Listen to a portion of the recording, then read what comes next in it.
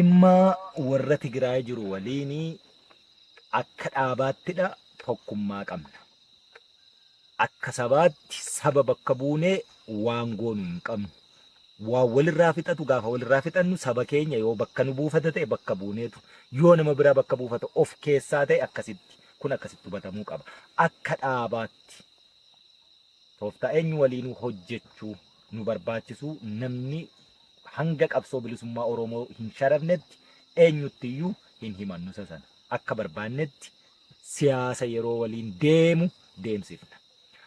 Araara sana keessaa qoodan qabdanii araarichi yoom akka qooda qabaachuu qabnu sadarkaa sanarra ga'u ni beekna. Araara akkamiitu deema warra Tigraay waliin quba wal qabna. Takka marii kanaan alatti araaratti seenanii beekanii araarri isaanitti seenan maalii fi akkamii fi eccitii isaanii ani asitti himuun nan barbaachisu. Yerootti araarri dhugaan dhufu akkamii waliin itti seennaa walumaa waan kaannetu jira.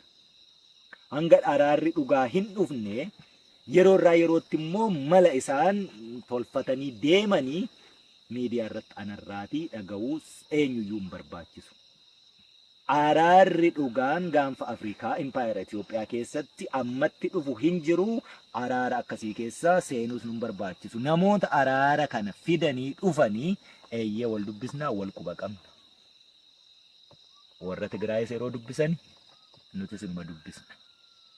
Araarichi nuuf maal fidee dhufa isaaniif maal fidee dhufa unumatu beeka. Inni ammaa kunis yeroo lafa qabachuu barbaadu itti seennutu jiraata yoo ta'e itti seenna. Mootummaan kun iyyuu nu dhorkuu hin danda'u yeroo harka isaa micciirratti. Itti seenu yeroo nu barbaachisnetti immoo lolumaan deemutti jirra. Loluma keenyatti amannaa lolichumatu itti fufa. Hanguma wal quba qabnu keessatti immoo waan isaan barbaachisu tolfatan irratti waan walii kabajnee deemnutu jira.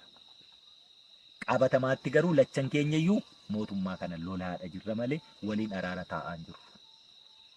Hammuma kana qofaa jechuun barbaada kanarratti.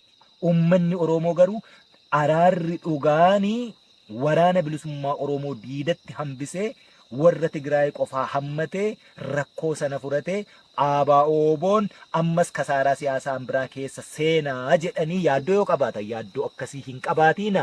Hoolaan abbaa qabdu duboon ishee ala bulaa akkanumatti hin shakkiinaa. Kanuma qofaan itti Oromootti. Amma